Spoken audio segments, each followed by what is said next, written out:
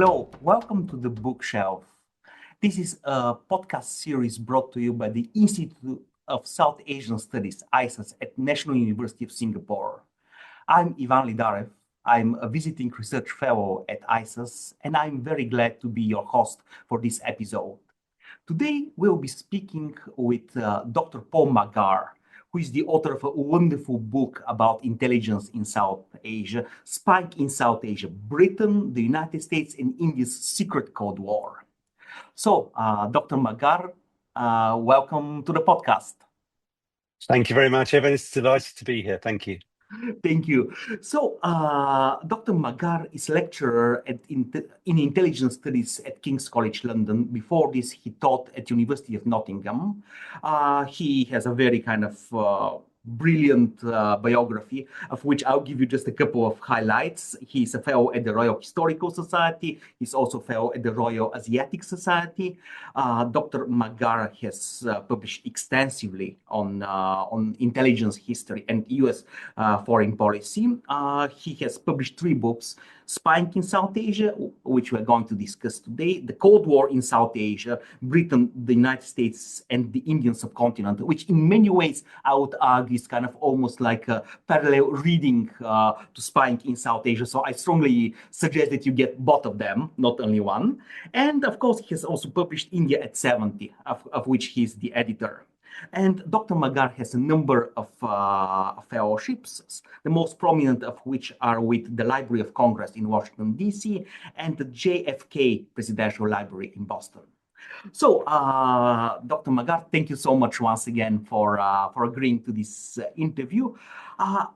You have published a fascinating book filled with a lot of interesting material, so it's not easy to kind of to start unpacking it. But probably the first thing that kind of grabbed my attention in your book is the argument that India was the Berlin of the East during the Cold War.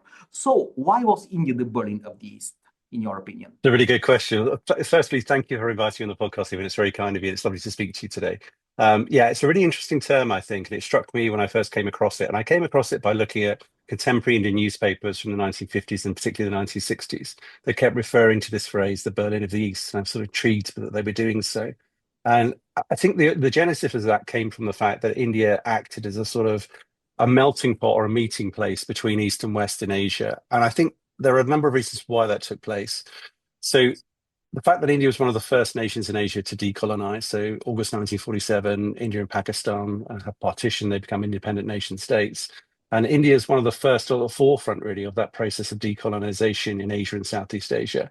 And obviously Jawaharlal Nehru, India's first prime minister, is a very prominent figure in the movement for decolonization and how it pans out, not only in Asia, but also in Africa.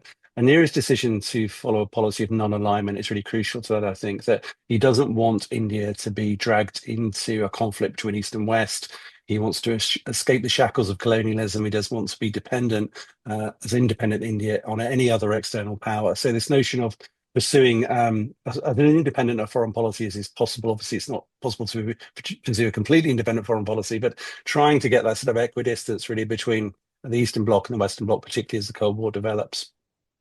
That sort of independence really creates a sort of liminal space in New Delhi, particularly where diplomats, politicians, journalists, economists, NGOs all converge on New Delhi, both from the East and the West. And also intelligence officers follow that because it acts as a great sort of honeypot really for recruiting agents from the other side of the ideological Cold War sort of fence really. So we get this convergence of people from both sides of the Iron Curtain in Delhi during that period. And George Blake, a famous sort of SIS, MI6 officer from Britain, comments in his memoirs that alongside Berlin, New Delhi is the best place in the sort of early Cold War period to recruit agents because they're just so freely accessible. Interaction and sort of meeting people from the other side of the ideological Cold War is just really easy in Delhi. Those meetings happen all the time.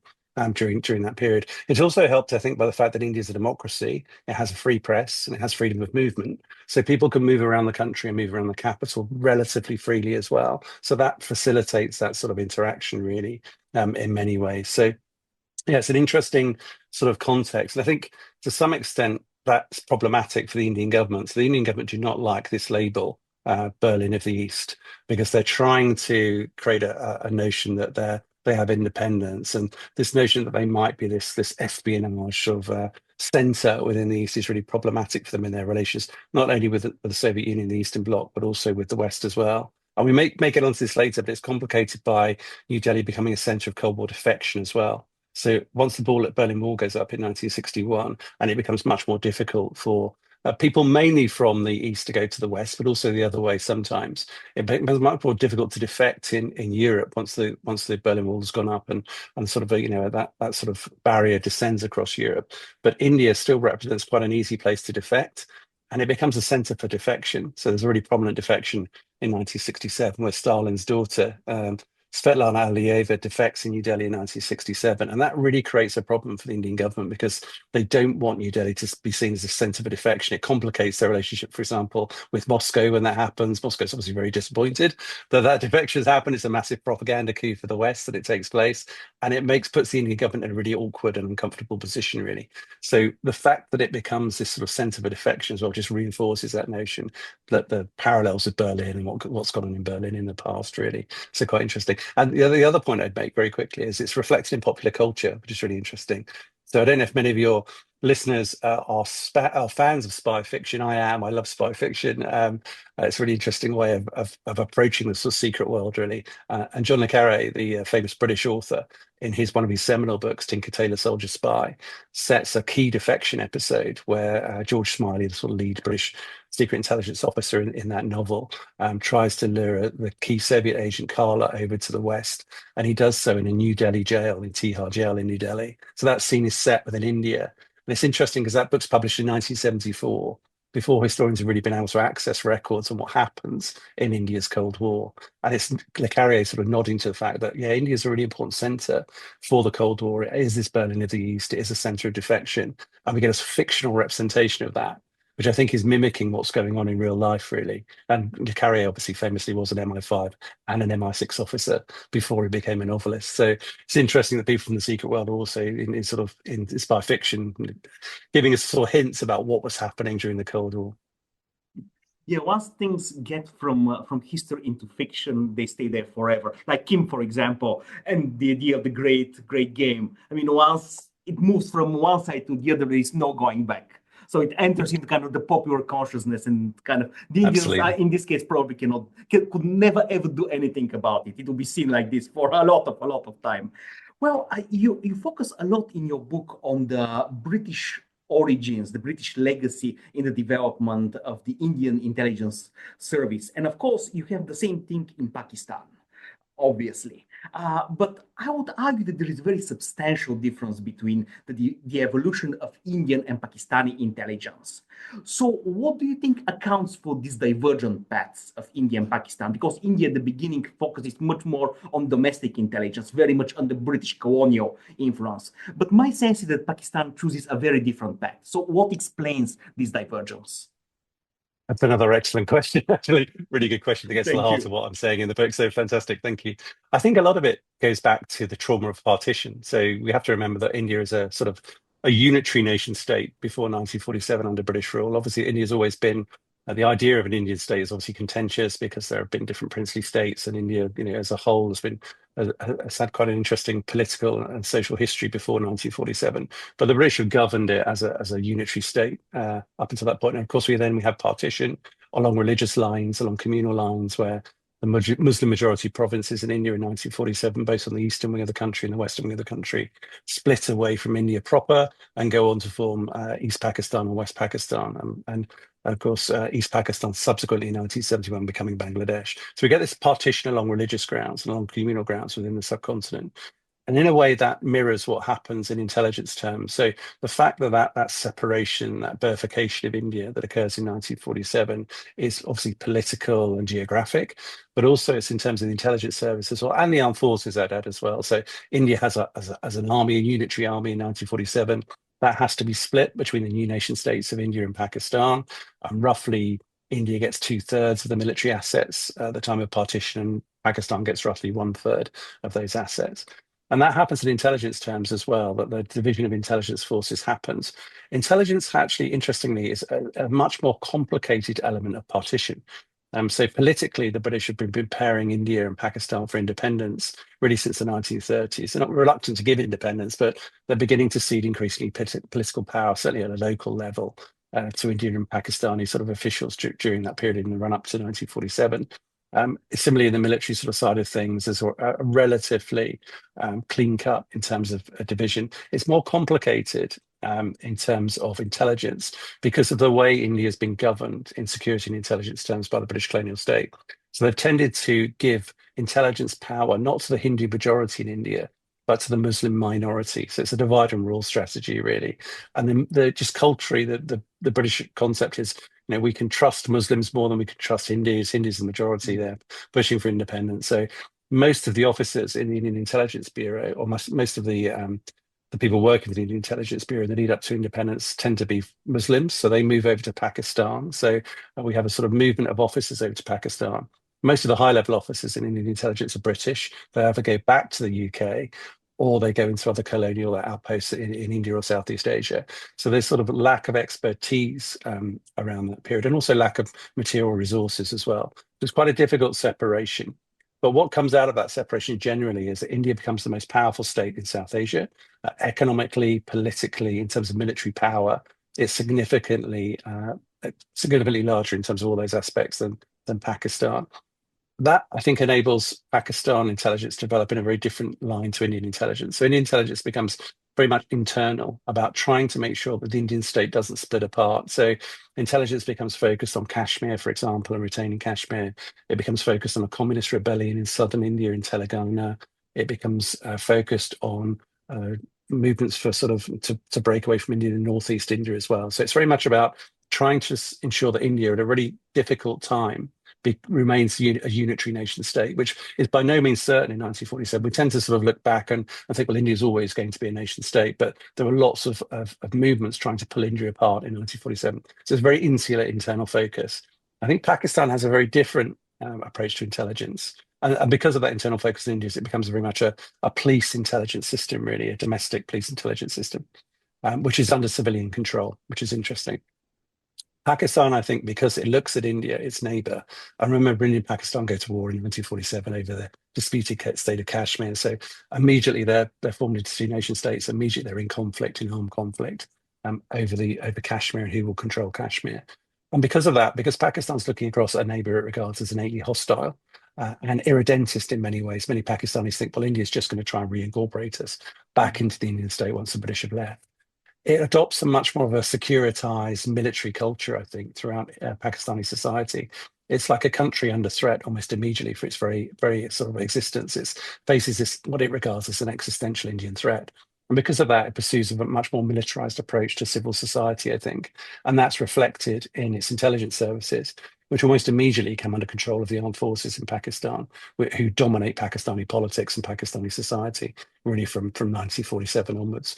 So Pakistani intelligence develops within the military. It becomes most famous through the Inter-Service Intelligence Agency, ISI, and almost immediately comes under military control. And I think that's because of the securitization of the Pakistani state, because it sees this huge threat coming from India. And so they do very, very quickly, almost immediately from 1947, develop along very different lines. And that's because I think they see threats in different contexts. India sees an internal threat to its survival, and Pakistan sees an external threat to its survival. So one goes the civilian route and one goes the military route. Thank you. That was a very comprehensive answer to a very kind of complex subject. So, as a China specialist, I was struck a little bit by the difficulty of Indian intelligence to decipher Chinese behavior. They were completely, I think, shocked by 1962. They didn't have good intelligence on what was coming. And obviously, this prompted a number of reforms. So, what do you think does this kind of lack of understanding of China tell us about Indian intelligence, especially in the early Cold War? And I want here to put an asterisk. Some people have argued that this kind of difficulty with understanding China persists to this day, in the sense that if you look at the history on the border in the last, let's say, 20 years, 15 or 20 years, it's difficult not to see a number of cases in which India has been once again surprised. So why? in brief, does this happen so often? Yeah, again, it's a really good question, and I think you're absolutely right. It does have historical sort of roots, but also contemporary sort of resonance, really, in many senses. And I was really surprised. So there's a lot of obviously history about, and William Dalrymple's just published a really good book, The Golden Road, which really Mhm. talks about this, the extent to which this connection between India as an expansive power in sort of ancient times and spreading out on trade routes and becoming a really influential sort of binding or connective force across South Asia, Southeast Asia, and even into China. So there's these links, commercial, cultural, between India and China, which have been very well established over a considerable period of time. But I think interestingly, and I think probably this again, without criticizing British imperialism too much, although it's obviously very worthy of quite a lot of criticism. I think it has its colonial roots as well, in that under the British Empire, the sort of competition or the great game that takes place in South Asia and along the sort of northern Himalayan border between the Russian Empire, Britain, and also the Chinese Empire to some extent, it creates this sense of division or colonial states partitioning what they control and keeping that quite remote or isolated from interaction, either culturally, linguistically, in terms of commerce. So the British wanting to safeguard and guard what they've got in India, they almost shut India off from that trading commercial relationship, cultural relationship with China to some extent. And I think that's reflected after 1947 when independence comes. I was always really shocked by the lack of. So India goes through a period where it reaches out to China and tries to court China after 1949, and that's complicated by the fact that actually Jawaharlal Nehru, India's first prime minister, has quite a close relationship with nationalist China. So before China, the Chinese Revolution, October 1949, Nehru is very close to nationalist Chinese leaders. He's had quite a lot of interaction with them. He's traveled through China prior to October 1949. So he's sort of torn between what he regards as sort of personal affinity to some leading figures in the nationalist China, and also the reality in geopolitical terms that communist China is going nowhere. It's going to consolidate power. It's going to be a really important player regionally, and India has to get on with communist China as well. So initially, that relationship is a bit frosty and difficult.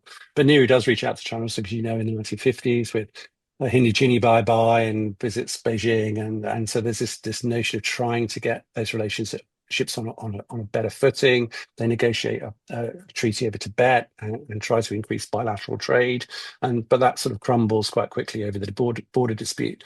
I was always struck that when that tension arises over the border dispute between India and China, that India is really poorly placed, as you quite correctly stated, I think, to understand the way China's thinking or to trying to rationalize things from the Chinese perspective. And I think that's because it's been so cut off and isolated. So I was really shocked when I found that India did not have an intelligence officer stationed in the People's Republic of China undercover at all until 1957. And that was one officer in the Indian embassy in Beijing that was posted in 1957. They tried to post another intelligence officer into the Shanghai consulate just a few years after that, but they actually couldn't find a candidate that was suitable in the entire Indian intelligence system because very, very few people spoke Chinese. Very, very few people had any cultural understanding about China as a nation. India just wasn't engaging or hadn't engaged intellectually or linguistically with China at all, really. So Nehru at that point is scrabbling around saying, well, we want to put another intelligence officer in Shanghai, but the IB, the Intelligence Bureau, could come up with no candidate, not a single candidate who was suitable to occupy that post.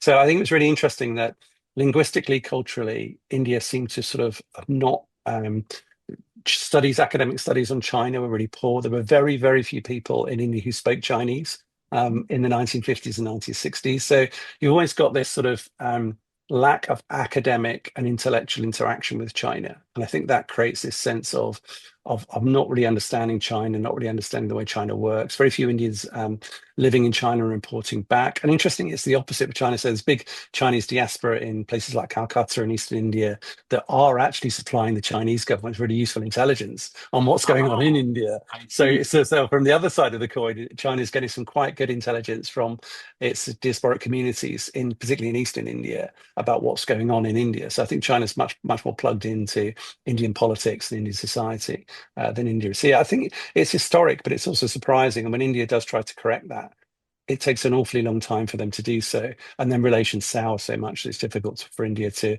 place intelligence officers into China. And I think I was speaking to some Indian colleagues recently, and although matters have obviously improved dramatically and Chinese studies in India are a lot better than they were, there is still, I think, a huge sort of dissonance between China's sort of approach to India and the amount of focus it puts on trying to understand India and India's interaction with China as well. So obviously the border issues over a considerable period of time have complicated that interaction. But yeah, it's surprising how many people in India don't study China, don't learn the language, don't really focus on Chinese domestic politics, given that it's so critical to India's national security. And yeah, I've always been perplexed by that. I think things are getting better, so I think it's a positive story. But it's starting from a really low base, I guess, which is interesting. And I think in some ways that explains the shock of 1962, and that Indians really aren't reading China, aren't really aware of the political developments in China, don't really have very good intelligence on China. I think most of the Indian intelligence on China in 1962, certainly domestically, is being fed to India by the United States and the United Kingdom. And British and American intelligence on China is not very good either. So, so, so yeah, it's an interesting, it's a conundrum that India faces, I think, in 1962. Yes, I would argue, I do agree that until recently there was not a lot of attention in the wider kind of strategic enclave, let's call it that way, Mm. the strategic kind of community within Delhi on China. I mean, they tended to focus much more on Pakistan than on China. And I think that in the last 15 years or so, this has gradually started to change. So I think that now Yeah. there is a kind of a new crop of young and kind of very bright specialists, many of them Yeah. educated in very good international institutions, and in some cases in China itself. So I think this is starting to change, but it will take some time. It will take some time, and obviously it requires kind of a very consistent investment of the Indian state into this, and this obviously takes a lot of time. Yeah, I completely agree. And it's interesting because I guess it sort of waxes and wanes or ebbs and flows. When tension is high, then those relationships tend to sort of be constricted. And once, during periods of very good bilateral relations, those relationships tend to flourish. And it hasn't been a linear story, I guess, has it? It's been sort of quite episodic in terms of how it's developed. So, yeah, I completely agree. I think there's, as you said, there's room for optimism, I think. Yes, yes, very much so, very much so. So, going back to your book, I mean, I was thinking how one can read your book, and there are many ways in which you can read it, but one way is to read it as kind of the story of the transformation of Indian intelligence into kind of a fully functioning external intelligence service, of course, with a lot of British and American support. So, what drove this transformation, in your opinion? Was it personality of the supreme leader? Because obviously Indira Gandhi was very different, had very different approach from Nehru on intelligence. Was it kind of the shock of external events, such as the revelation in '67 of kind of American operations, spy operations in India? Was it '62 war, or was it even kind of American and British support in some ways? Because obviously this kind of gradually led Indian intelligence in a certain path of kind of becoming more active, more professional, more externally kind of oriented. So, what do you think drove this transformation of Indian intelligence? So yeah, it's a complex question. I think you're absolutely right. There is an evolution over time, and it's quite a sort of fundamental evolution, really. So Indian intelligence, I guess, as we've intimated, starts off from a really low base. So the British leave India really bereft of any functioning intelligence service, which is at a time when India is going through the trauma of partition and also facing threats from Pakistan and slightly later from China, which is a real strategic problem for the Indian state that it doesn't really have a functioning intelligence service in 1947 at a time when it really needs a functioning intelligence service, both of domestic security, but also because of external threats that are crowding in India during that period. So there is a sort of issue there in terms of they're starting from a very, very low base. They're also, I think, sort of hampered in their evolution to some extent by the cynicism, or I shouldn't say cynicism, I guess skepticism is a better way of putting it, of Indian leadership, particularly Jawaharlal Nehru, to intelligence generally as a sort of an element of statecraft. So, and that's understandable when you think about Nehru's personal perspective. I mean, Nehru's been in the 1930s and the 1920s even a leading figure in Indian nationalism. So he's been at the forefront of the campaign for Indian independence and throwing off the shackles of British colonialism. And because of that, he's been targeted by the British colonial security He state. was on the So receiving he's side of yeah, intelligence. so he's been a sort of victim of intelligence, for want of a better word. So his family have been put in jail. Nehru spent a lot of time in jail. His daughter Indira Gandhi has seen her father locked up in prison. Their mail has been intercepted. They've been subject to oppressive surveillance. But their lives have been turned upside down by intelligence. And Nero, as a victim of intelligence, that's inevitably coloured his psychological approach to intelligence once he becomes a consumer of intelligence and a leader, ultimately of an intelligence agency when he's in his prime minister. So he's really reluctant to sanction an expansion of Indian intelligence beyond which he thinks is absolutely necessary. So for Nero, it's a civil liberties issue. It's an issue about democracies. It's an issue about not having a secret state that the colonial Britons effectively run in India to suppress Indian nationalism. So he's very cautious about funding and expanding Indian intelligence, both domestically but also abroad as well. So Indian intelligence officers do push, for example, for stations to be set up across the globe. And Nero says, no, we don't need that. Our diplomats in our embassies are more than capable of providing all the information we need. We don't need intelligence officers operate. So India does open a couple of centres, one in Paris, one in Germany, one in London, but they're very, very limited. So their intelligence outreach externally is really, really small. And one of the reasons why 1962 happens, I think they're very internally focused. So it takes quite a long time for Nero to overcome that sort of skepticism. Intelligence officers are always saying about Nero, he's a really harsh customer. So when they produce an intelligence report, Nero will say, well, this is heavily critical of them often. Says, look, I know I've read the reports that were produced on me by intelligence agencies. I know how inaccurate they were. I know how problematic they were in terms of the information they were reporting on me, which was often false. So I'm going to be a really hard taskmaster in terms of the intelligence you give me, which is both good and bad for Indian intelligence, I think. So Nero acts as a sort of a political check on the expansion of Indian intelligence, really while he's in government, I think. And it's only the shock of the 1962 war that really encourages him to, for example, seek closer intelligence liaison with the United States to try and expand Indian intelligence during that period. But Nero dies quite quickly, dies in May 1964. And I think the big transition comes, I think you're absolutely right, with the coming to power of his daughter, Indira Gandhi, in 1966. And Gandhi takes a very different approach to intelligence. She's often quoted as saying, like, well, my father was a saint, I'm not. And a much more pragmatic approach to governance and international relationship on the part of Indira Gandhi. And I think that spilled over into intelligence. And I think, again, there's two dimensions to that. I think one is international and one is domestic. Domestically, Indira Gandhi comes to power in October 1966. In 1966, as one of the first few female leaders anywhere in the world. Really, Sri Lanka's had a female president and prime minister. India's at the forefront of this sort of gender revolution, where women are becoming leaders of nation states. But Gandhi experiences, and Srinath Raghavan's written a lot about this in his wonderful new book on Indira Gandhi, a lot of prejudice, a lot of political opposition, a lot of people within her ruling Congress party think she's just going to be a figurehead that they can manipulate.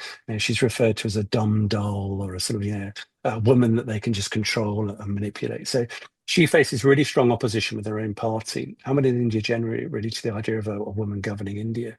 I think because of that, she wants to use every lever of power she can adopt within the Indian political system to support her sort of position. One of those is intelligence. So I think she looks at intelligence and says, look, one of the ways I can use intelligence is to bring that within my control, the control of the Prime Minister. So the Intelligence Bureau in India has traditionally been under the control of the Home Minister, who then reports into the Prime Minister. Nehru forms a research and analysis wing, India's new external intelligence agency, which becomes a sort of the dominant sort of figure in Indian, dominant organization in Indian intelligence. She forms that in September 1968, and she explicitly says, this will report directly into the Indian Prime Minister, i.e. me. I will control Indian intelligence. And that gives her tremendous bureaucratic power within the Indian state. So it's really important for her. I think also she's looking externally, and particularly at the United States, with whom Gandhi has a very complex relationship. So I wouldn't say she's anti-American in any sense. She has a lot of American friends. She admires the American sort of project as a sort of democratic project greatly, but she also has problems with American projection of American power overseas and what she regards as neo-imperialism on the part of the American state. So she looks at what America's done in Iran in 1953 and Guatemala in 1954 and the Congo and elsewhere, and says like, this is really problematic in terms of America using its secret states intelligence services to try and manipulate democracies and nation states across the developing world, across the global south. So she looks at the United States and CIA and has a genuine fear that the CIA, because she's a socialist prime minister to the left of the political spectrum, that the United States may try to subvert her government in some way and remove her from power. And research analysis of Indian intelligence gives her a sort of a support network to push back against the Central Intelligence Agency. So I think you're absolutely right. A lot of it comes from the domestic politics of India and the dynastic sort of approach of the Nehru family to governance. I think a lot of it also comes from failure. So as an intelligence historian, a lot of the work I do is about intelligence failure, or failure in inverted commas, or why intelligence fails. And I think that the 1962, as you mentioned, but also the 1965 war with Pakistan, where India again is caught by surprise to some extent by Pakistan, really fuels the need within the Indian bureaucracy for intelligence reform. One of the things that comes out of there's a Brooks Henderson report in 1960. Every intelligence failure has a big report, obviously in an inquiry, and that inquiry basically says the Indian intelligence is functioning correctly. It's far too insular, hasn't read China, hasn't looked across, that doesn't do horizon scanning very well, doesn't look over the Himalayas, doesn't know what's going on. We need to reform Indian intelligence. Also points to the fact that Indian intelligence is really a police service, as we mentioned, it's very insular. So one of the reasons why the Research Analysis Spring gets formed, I think, in 1968, is because of those intelligence failures. This recognition that Indian intelligence is a bit outmoded, is a bit anachronistic, it's a bit insular, and India now is becoming a sort of regional power. It needs a much more effective foreign intelligence service. So yeah, a combination of factors, I think. Fabulous. That was very kind of comprehensive look at the issue. Well, when I was reading Spike in South Asia, I kind of was struck a little bit by the relatively limited discussion on Pakistan, because obviously, at least I would assume that kind of Pakistan was always a major factor on Indian minds when it comes down to cooperating with the US, which was an ally of Pakistan, obviously. So what role do you think Pakistan played into kind of the whole cooperation, intelligence cooperation between New Delhi and Washington and London, for that matter? So that's another excellent point. And I would completely put my hands up, hold my hands up and say, absolutely, you're absolutely right. And you've hit on a really interesting point there. That Pakistan really is sort of largely absent from the book. And that was a deliberate decision, but obviously it's quite a controversial decision.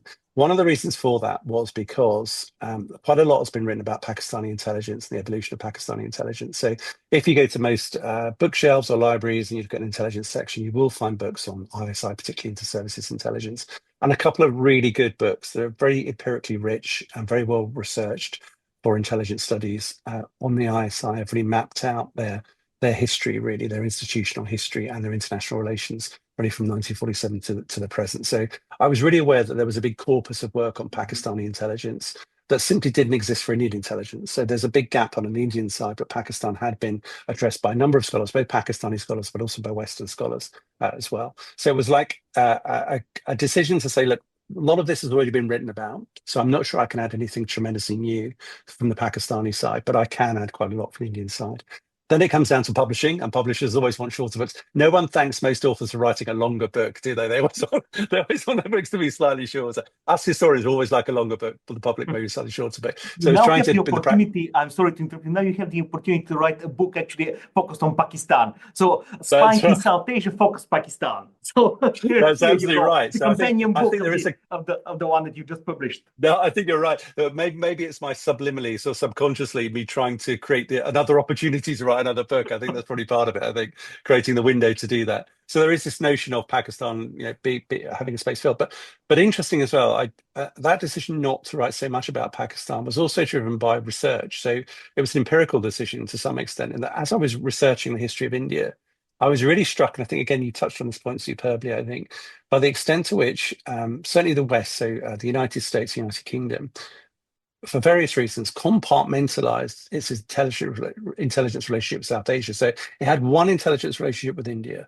another with Pakistan, and often they didn't interact, or they didn't feed into each other. Well, obviously that's because of the tension, and India goes to war with Pakistan in 1947, in 1965, it goes to war again in 1971, 1999. So there's this constant conflict between the two states. And that complicates not only the diplomatic relationship between the United States, United Kingdom, and India and Pakistan, it also complicates intelligence sharing relationships as well. So both nation states, India and Pakistan, didn't want any of their intelligence to be pooled or shared. And so I think United States and United Kingdom were very conscious of having to keep a wall between the intelligence liaison, support, information sharing between those two nation states. So when I was looking for points for connection, in other words, between what the United States was doing in India and what was doing in Pakistan, it became quite evident quite quickly that they were treated very separately. There was a deliberate decision not to sort of blur the lines between the two. And so often different individuals, really a lot of effort on compartmentalizing the information.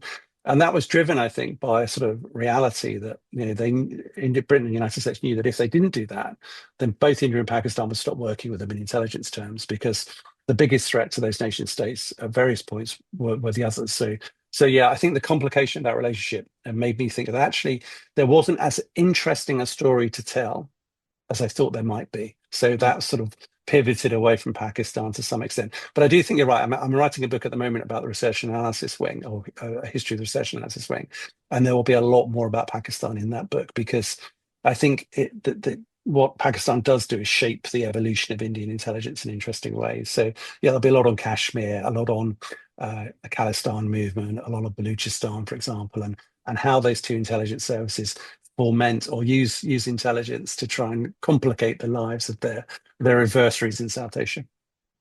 Yeah, nothing helps you grow so much as a good dushman in many ways. That's true. Yeah, it's really amazing how kind of the Americans and the Brits managed to compartmentalize these two relationships. It's kind of a big and probably unspoken success, because obviously that's a very difficult thing to do. Now, one of the really most intriguing part of the book is the discussion of various scandals in the 1960s and 70s. And I mean, to our listeners and watchers, I strongly recommend kind of reading the book just for the scandals. I mean, some of them are really very kind of empirically rich and very interesting. And this includes scandals surrounding a potential American intelligence asset in Indira Gandhi's government in 1971. Some people claim that this is Morarji Desai, who later became prime minister after he turned into a major enemy of her, over time, political enemy, of course. And then there were other cases, for example, of US interference in kind of domestic Indian politics, elections in Kerala, and so on. And of course, there was this kind of story of this nuclear device that was put in the Himalayas, which then was lost, and some people claim that it was kind of poisoning the waters polluting, the waters of Ganges. So there were a lot of kind of major scandals about the US, but there were very few, if any, scandals about the Soviet Union. So why there was this kind of great sensitivity towards spying from the CIA, but so little from the KGB or GRU, which is kind of the military intelligence of the Soviet Union? Was it political? Was it cultural? Why was it? Was it Indira Gandhi? Why were they so focused on the Americans always? Again, it's a great question. Again, I'm going to give a really complicated answer and say all of those things. I think you'll put your finger on all of those things, really. It's a combination of them. So you're absolutely right. I mean, one of the things that the CIA and also British intelligence get really, really frustrated about in India is the fact that they keep getting public criticism. They keep appearing in newspapers. Politicians keep lambasting, particularly the Central Intelligence Agency, as a sort of lightning rod for everything that's bad in India. And I think they feel that they're getting a really, they're being treated unfairly, because they know, and the Indian state knows, that although the CIA is sort of active in India, although really the peak of CIA activity in India is probably the mid-1960s, and then it tails off quite dramatically in the 1970s. The number of CIA officers operating in India goes down dramatically. They don't conduct as many operations in India as they were in the 1950s and 1960s. So interestingly, at the point in the 50s and 60s where CIA is really active in India internally, funding political parties, also working in collaboration with the Indian Congress Party, as you mentioned, Kerala, to overthrow a democratically elected communist government. So when the CIA is really active, they're not a political issue in India. They don't appear in the Indian press. Indian politicians aren't talking about them. In the 1970s, when the CIA has really wound down its operations in India to a considerable extent, they become a political football in India, and everyone's talking about them, and the Indian politicians are trying to exploit this notion of CIA subversion to Indian democracy, and it becomes a big issue. The CIA get really annoyed by that, and they get annoyed doubly by that, because they know at that point the big intelligence player in India is the GRU and the KGB. So they are much more active in India than the Western intelligence agencies are in the 1970s. And there are lots of reasons for that. India's relationship with the West takes a turn for the worse in 1965 after the India-Pakistan War, and Britain and the United States are seen rightly or wrongly to have sided with Pakistan or favoured Pakistan in that conflict. that leads to an Indian pivot strategically to Moscow, and that pivot still exists today in many extents. We're still going through the ramifications of that today with the Rafael deal, for example, and how Moscow's going to react to that, which is quite interesting. So really from 65 onwards, progressively, Moscow becomes the leading military supplier to India. Its economic aid to India grows. It becomes much more important. And off the back of that, the intelligence presence in India from the KGB and the GRU both grow in India exponentially. So the Americans got annoyed saying, look, actually, you're criticizing us, but really look at the Russians. Look what the Russians are doing in India. They're up to much more than we are. And I think that latter criticism is really important. I think it stems from a number of things, really. One is I think there's an ideological affinity with the Soviet Union, particularly that isn't the case with the Americans. So although Gandhi is by no means, I'd emphasize, anti-American, I don't think she is at all. She has really strong connections to America in many senses. She doesn't like many aspects of American foreign policy. She particularly doesn't like Richard Nixon. She looks at the CIA in the 50s and 60s, and people like Alan Dulles openly boasting, yes, we're in the business of regime change. Yes, look what we did in Guatemala, wasn't it amazing? She listens to William Colby in the 1970s saying, yes, we will use the Central Intelligence Agency as a form of covert action to overthrow governments if we think that's in our interest. Very Donald Trump in many senses, in terms of very sort of interventionist and activist foreign policy built on raw American power. So Gandhi's really disturbed by that. And then she looks at the Soviet Union. She's by no means, she understands completely what the Soviet Union is. She doesn't like its social system. She doesn't like its sort of anti-democratic elements, as do many of the Indian population, I think. But what they do sympathise with, the socialist experiment in Russia. They have a lot of respect for the crash program of industrialization in Russia, even though it claims a huge number of victims. We now know the social and human cost of that process of crash industrialization in the 1930s. But from an Indian perspective, it seems, wow, this is a great model for India as a developing nation. Look how quickly the Soviet Union has gone from a peasant economy to a well-respected superpower. Isn't that amazing? So they have that respect there. It's complicated with the United States because of the race question as well. So they look across the United States and the racial tension in the United States in the 50s and 60s and say, how can we support a power that's racist when we are at the forefront of anti-racism globally as part of our decolonization project? So lots of ways in which that relationship is complicated with the United States in ways that it isn't with the Soviet Union, I think. And if you look at public opinion polls in India, interesting, in the 50s and 60s, the Soviet Union usually comes above the United States in terms of public popularity, which is interesting.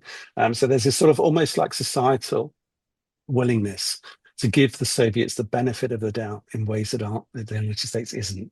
And that really irritates Washington and London to some extent. So I think there's an ideological and there's a social element to it. I think there's also in Gandhi as well. She's a fantastic political operator, I think, and Srinath, I think, brings that out in his book on Indira Gandhi. She knows there's a political opportunity for her by targeting the Central Intelligence Agency. And I think she assesses that because the CIA has such a sort of malevolent reputation within the global South, quite rightly to some extent, because of its involvement in coups that have removed democratic elected governments, and particularly in 1973 with Chile and the removal of Salvador Allende and Allende dying, being murdered in the coup in Chile.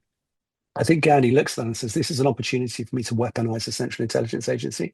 So when the Indian economy is tanking, or when things aren't going well, when there's a problem politically or domestically in India, I can externalize that by blaming it on the Central Intelligence Agency. So it becomes a lightning rod for everything that's wrong in India.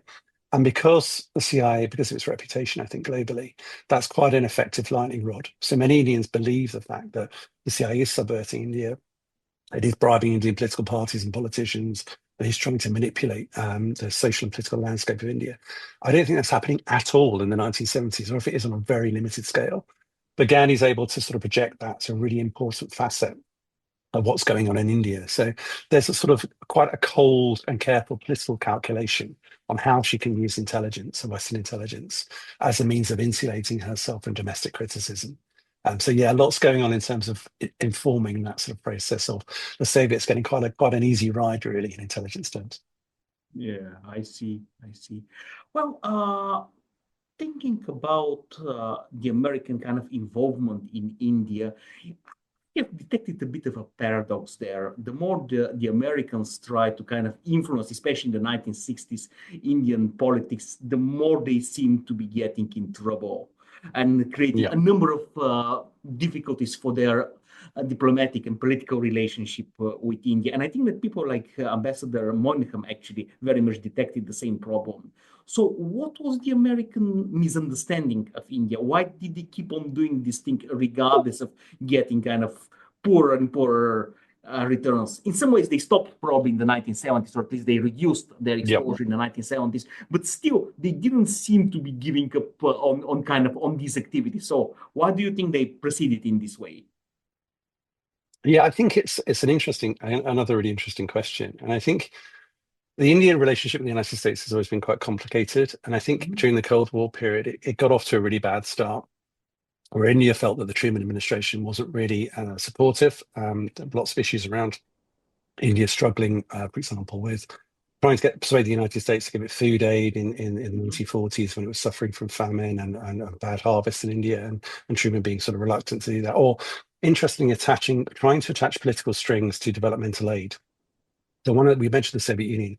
One of the good things, or I think effective things that the Soviet Union does to win goodwill in India, both at a political elite level, but also at a popular level, is to offer aid to India with no political strings attached. So yeah, we'll build you a steel mill, but we don't want anything in return. We'll develop this sort of infrastructure system for you, but we don't want anything in return. Now, obviously, there is a political price for that, but it's not explicitly set Mhm. out by the Soviet government. And so, from an Indian perspective, it can be presented as a goodwill gesture. Whenever the United States tries to do that, with food aid particularly, throughout the 1950s and in the 1960s, it always tries to attach a political string to that. So, yes, we will give you this aid, but in return, we want you to liberalize your economic system. We want you to try and solve the Kashmir dispute with Pakistan. There always seems to be a sort of a string attached to what the United States is doing during that period. And that really builds Indian resentment, I think, to the United States domestically in India about, well, the Americans, they're always trying to strike this really hard bargain with us. Interesting sort of transactional thing, again, going back to Donald Trump, transactional relationship really that's going on in a way that the Soviets don't seem to engage in. So that's Which brought problematic. Kashmir and opening India's market, by the way. So Yeah, you find strange parallels, I would argue, yeah, no, it is a strange and parallel. no And alignment in some ways too. yeah, and I think in Cold War terms, ideologically, I think there's also a disconnect because in the 1950s, particularly, we're in the age of Eisenhower and John Foster Dulles, and this Dulles announcing that the immorality of non-alignment, that the Cold War really is almost like a sort of pseudo-religious crusade for Dulles, and there's a good side and a bad side, and you can't, if you're sitting on the fence and equivocating, then you're doing the wrong thing. So, quite critical of Nehru's stance on non-alignment, saying, you need to pick a side in this conflict, and obviously you need to pick us because we're democratic, and the Soviet Union's the evil empire, effectively. India's refusal to do that really grates for the United States as well. So you get, and that's the same under the Nixon administration, that they feel like India is sort of equivocating where it should be taking a firm side in the Cold War. So lots of issues around that, I think, which is sort of driving that process. I think as well in the broader context, as we mentioned, really that India is really concerned about how the United States has conducted its foreign policy through the Central Intelligence Agency. So, Eisenhower's first, I guess, been a real proponent of the Central Intelligence Agency, using it as a tool of American foreign policy in Guatemala and Cuba and in Iran and elsewhere. And that's to a certain extent taken by the Kennedy and the Johnson administrations and Nixon. So this sense in which they're building up this antagonism within India, I think is really significant, really. I think the key thing is, as we sort of touched on, I think Gandhi overplays her hand critically. Her sort of criticism of the Central Intelligence Agency reaches such a fever pitch in the 1970s that it becomes so convenient for her as a political tool to always blame the Central Intelligence Agency, that because she takes it too far, both her domestic critics in India say this is now ridiculous. If there's a cyclone in Orissa, Gandhi's blaming the CIA for it. I mean, it's got so ludicrous proportions, and it sort of loses credibility because she takes it too far. So domestically, it goes from a positive to a negative, I think, by the mid 1970s. But also externally, it becomes real positive because Washington just runs out of patience. So Washington wants India. It's obviously complicated by the Nixon administration's tilt towards Pakistan after 1971. But generally, they want India to be a buffer against communist China. That's been a theme throughout India's post-1947 history, where at certain points the United States puts more emphasis on that notion of an Indian buffer, at other points less emphasis on the Indian buffer, depending upon its relationship with China. But generally, that's held true. But the United States, by the mid-1970s, is saying, look, we are fed up with your criticism of the Central Intelligence Agency and your willingness to tolerate Russian intelligence penetration of India. You know the CIA isn't doing anything in India. We've told you they're not doing anything. We've proved it to you, but you're still using it. So it reaches a crisis point where the Ford administration, for example, just cut off economic aid to India. They remove scientific programs, educational cooperation programs. They literally punish India. Through withdrawing American support for a number of sort of programs, developmental programs in India, say, look, you've taken this too far. So it's a real sort of fracture in that relationship, really. So I think, yeah, there's a sort of dialogue of the deaf going on, which is quite interesting, where the United States doesn't really understand India and Indian non-alignment and why it's positioning itself as it does in the Cold War, why it's trying to keep on good terms with both the West and the East, why that makes strategic sense for India in that hedging strategy. And also for the other side, India doesn't really understand the United States. It takes for granted that the United States is always going to support India as a democracy, but US runs out of patience. So I think both of them over time reach a point where they really their political antennae goes off kilter slightly, and they don't really understand each other at all. So yeah, and I think Moynihan is a good example of that. He sort of throws his hands up in despair, but no matter what he does, this relationship seems to be sort of crashing out of control.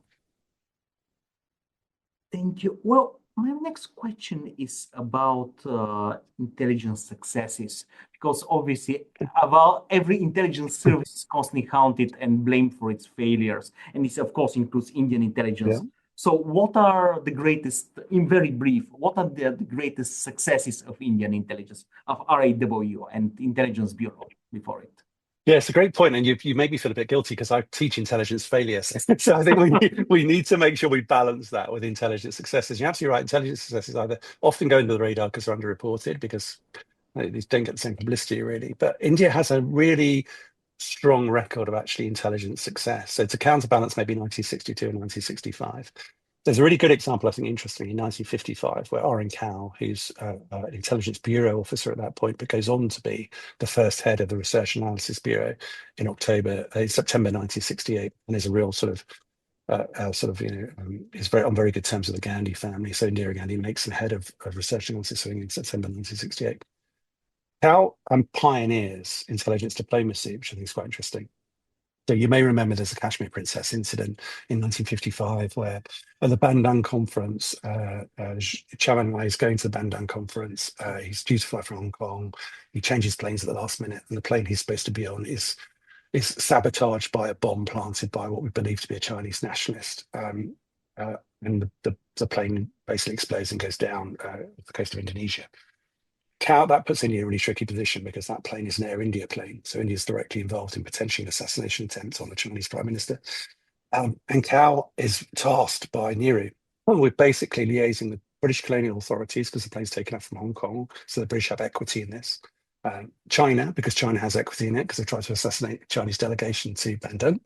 And so Cow shuttles backwards and forwards between London, between Washington, between Beijing, and between Hong Kong, and does an amazing job as an intelligence officer at defusing what could be a real international crisis. I mean, potentially that has real serious ramifications for the United States relationship with China, China's relationship with Hong Kong. But Cow does a really excellent job at winning the trust of Chinese officials, Hong Kong officials, British colonial officials, and dampening that down. So interesting, like Bill Burns and stuff's done quite a lot of intelligence diplomacy. John Radcliffe slightly less, but it's sort of a proto example of how intelligence diplomacy can be really effective, using a back channel to diffuse diplomatic and political tensions at a time of crisis. And that's a really good example, I think, of India pioneering that sort of thing, which is interesting. I think other examples are in colonial context. So India helps form the Ghana's first intelligence service, the Foreign Research Bureau. Foreign Service Research Bureau, in the late 1950s, early 1960s. And again, that's part of a colonial project. So Nehru is approached by Kwame Nkrumah, who's the Prime Minister of Ghana, when Ghana becomes independent in 1957. And Nehru says, look, we need an intelligence service. We need, you guys have been through a similar thing where you become independent, you've got every functioning intelligence service. How do you form one? The KGB have offered to form an intelligence service for us. The British have offered to form an intelligence service for us. The CIA have offered to form an intelligence service for us. But obviously, we don't really want that because they're going to control our intelligence service, or at least have influence over it. could you, as an independent, fellow nation state in the global south, could you help us form an intelligence service, which means we're not under that sort of level of direct control by the East or the West? India says, yep, absolutely. And he sends two IB intelligence officers out to Ghana, and they basically India helps to construct Ghana's first intelligence service. So it's a really South-South cooperation, example of South-South cooperation in intelligence terms, which I think is a tremendous success for India. I think the other one is Bangladesh in 1971, where the Research Analysis Wing has only just been formed in September 1968.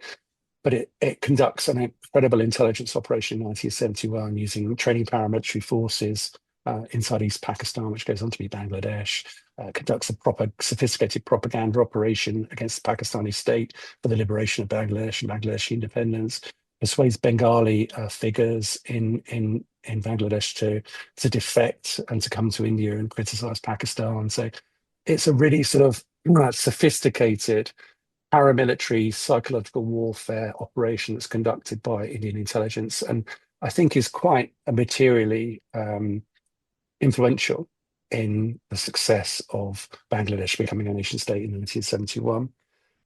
I'm going to give you a couple of others very quickly. The one in 1974, which is a counterintelligence success, which I think is interesting because we tend to focus on intelligence rather than counterintelligence. So India exploding its first PNA, a peaceful nuclear explosion in 1974, Smiling Buddha. The extent to which India is able to do that without being detected by the Central Intelligence Agency is really a tribute to the counterintelligence success of Research and Analysis Wing in keeping that operation secret. So RAW has control of that operation and its security, and it does a fantastic job of camouflaging the preparations for that test to the extent that the CIA aren't able to tip off the American president that this test is going to take place. And it's a real scandal in the CIA that they can't do that. So a real counterintelligence success, I think, for India then. And the last one, I think, which is much more controversial, maybe we can think of, is Sikkim. So Sikkim is that sort of northern state in the Himalayas, and in 1975 it's incorporated into the Indian Union after a sort of popular uprising against the monarchy in Sikkim. And that uprising is really, we now know, fomented by the Research Analysis Wing. They pay for protests, they conduct a propaganda campaign against the monarchy. They try to manipulate a referendum, which turns out to be, I think, 97.5% in favour of removing the monarchy. I'm always suspicious of referendums when they get into the high 90%. So actually is obviously subject to manipulation. So yeah, I guess in some senses it's anti-democratic. In other senses, it's a really successful intelligence operation in sort of forwarding India's international security interests by incorporating the state of Sikkim. So yeah, there's a long track record of quite impressive success in Indian intelligence, I think. Well, because we're starting a little bit to be pressured by time, let me Sure. fast forward, and I think I have two more remaining questions. Okay. So, one question is about writing such a book. Obviously, writing on intelligence history is a very complex thing, which relies on access to archives, declassification schedules, willingness to declassify, and so on. So, what obstacles did you encounter in researching and writing this book, and how did you overcome them? Yeah, it's always a bit scary writing an intelligence book because you're never quite sure if you're going to be able to accumulate enough materials to construct a narrative that holds together, really. And I think because of that, inevitably, intelligence books tend to be a little bit episodic because you'll get a period of time or a particular incident where you're able to find and accumulate lots of materials. And you want to continue that narrative on with the same sort of level of strength and empiricism. But it becomes more difficult because sources become more fractured. There's less on it, particularly when it's a controversial issue. And it is, I guess, akin to like constructing a jigsaw. I always equate it's like intelligence analysis, really. Every intelligence analyst wants to have all the pieces of a jigsaw, but often they only have a fraction of those pieces and they have to construct a picture out of it. And writing an intelligence book is not dissimilar to that, I think, in that we always want to have all the pieces of the jigsaw. But we often don't have them. So it's trying to be creative and innovative and filling in the gaps that we don't have with other means, really. I was, however, really surprised at the amount of archival material that is available on Indian intelligence. Partly that's by mining American archives and British archives, which are much more accessible. And I guess American archives are the gold standard of intelligence historians, really, in terms of the CIA and other intelligence agencies, for various reasons, like coming up the Church Committee, and have made a lot more publicly available information on intelligence practice, particularly by the CIA. And that gives you although one step removed, a real window into other intelligence services, particularly in the global south. And even, for example, the John F. Kennedy assassination records, which have been recently released, are a treasure trove of information on Indian intelligence, bizarrely. If you look into those records, there's lots of CIA reporting about what Indian intelligence is doing, liaison relationships with Indian intelligence, even Indian intelligence operations conducted inside the United States. So fascinating sort of perspective on it. Just need to be a bit creative in where you look for intelligence, really. And even in Indian archives, although the research and analysis wing has not formally released a single one of its records. So quite difficult to get access. And what you do find is if you look in Indian archives, in Treasury files or Home Ministry files, you will often find information on raw or even whole raw files that have been sent to that ministry, and that ministry hasn't then weeded them or removed them from their files. So it was accidentally coming across intelligence information. That's amazing. So you find a file that's, that shouldn't be in the archive, but is. That's an incredible find. It does make it actually quite complicated and time consuming and fragmented though, because you can't go to a file series and think, well, I know the intelligence files are going to be here. It's very much sort of hoping to find something and often not finding it, but occasionally finding it. So yeah, piecing together a jigsaw is the way I would approach it. And I guess one of the ways of connecting that is oral history. So thinking about how oral history, although it has its drawbacks and we have to be really careful with the way we use it, it can provide really interesting insights into plugging gaps that archives just present to us, really. So yeah, I found oral history really useful as well. So yeah, mixed method approach really, and then trying to spend as much time combing through dusty archives as you possibly can. And I think the other thing is focusing on private papers. So state archives tend to be much more efficient at removing intelligence files from public access. Where if you go into university libraries or private institutions and you find the private papers of intelligence officials, they tend to be on the whole much richer and much more informative than state papers would be. Yeah, and one day one can imagine that one can find kind of Russian or Pakistani or Eastern European kind of materials on this subject, because I'm pretty sure that there is a lot of stuff there, but regrettably it hasn't come in the English speaking mainstream, and it will be very, very interesting because probably they had their own version of many of the very same events and kind of interesting insights. So let me move to my last question. Initially I was thinking of asking you a so what question, but I'm sure you get this very often, and by the way you address it in your final chapter with a quotation from Ian Fleming. So actually, I'm going to ask you about the legacy of this intelligence cooperation between Britain, the US, and India. If you can kind of name three major legacies, and you can think, for example, of strengths and weaknesses that it endowed to RAW. So what would be the three greatest legacies of this cooperation for the history of Indian intelligence or even Indian foreign policy? Why not? So yeah, another great question. So I'm going to give three. One's going to be, I think, negative. One will be more positive, and one I'm not sure about. So I'd be interested to get your perspective on this, Ivan, because I think good balance. But I think the third one I'm gonna defer to you because you know much more about this than I do. I'm much more of an expert in this subject. So the first one, the negative one, is I think intelligence, particularly Western intelligence intervention in India, fueled a conspiratorial national culture in politics. So I think Indira Gandhi was slightly responsible for this, but I think also the West has to take some responsibility because of its use of covert action across the global South. So we mentioned Iran, Guatemala, Congo, Chile, those sort of examples. That use of covert action and that acknowledgement that the United States was going to try and subvert the political systems of other nation states, I think fueled this sense of conspiratorialism in India and conspiracism. And so even today, whenever the Central Intelligence Agency is mentioned in India, even though Indian relations to the United States, although they've experienced a bump in the road recently, have tended to be much better over the last 25 years or so, the CIA is still regarded as this sort of anti-democratic malefactor, evil force of the Indian society that Indians can't trust and is trying to overthrow the government.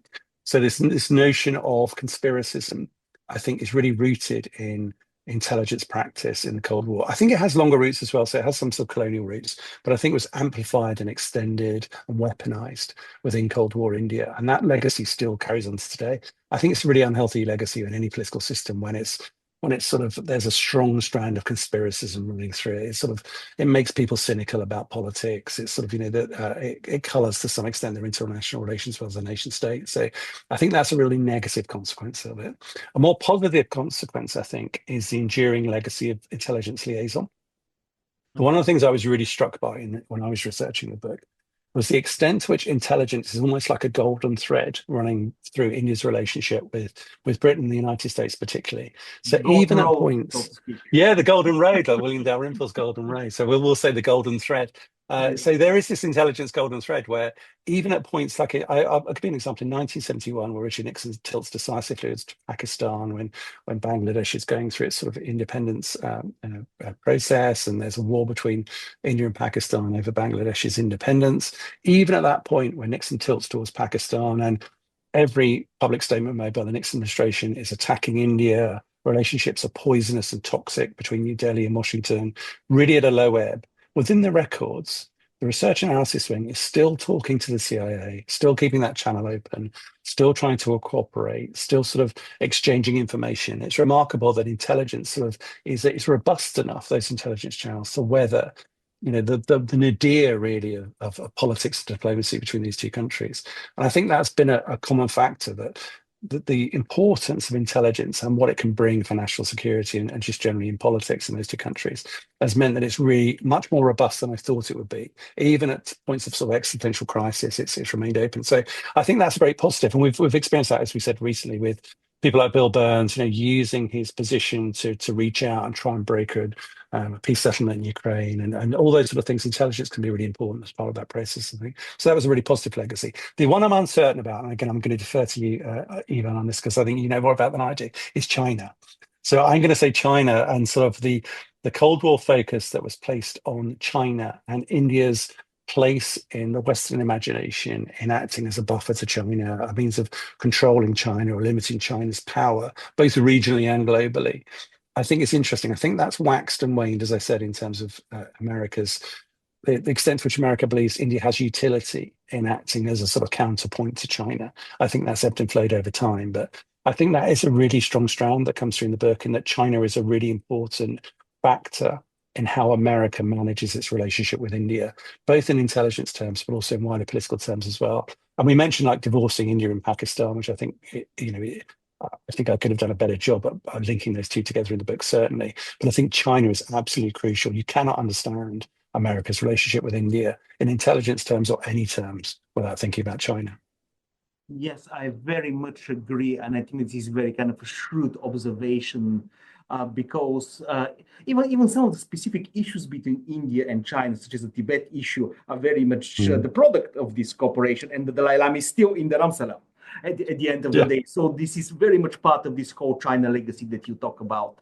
Well, Dr. McGarr, thank you so much for a very fascinating interview. Congratulations once again on publishing Spying in South Asia. It was a real pleasure having you. And, well, wish you a very successful remainder of the semester. Actually, you're at the beginning of the semester now, aren't you? Or yeah, we're about halfway through, I think. Ivan. okay, so yeah, we're sort of yes, it's halfway we can through. see light at the end of the tunnel.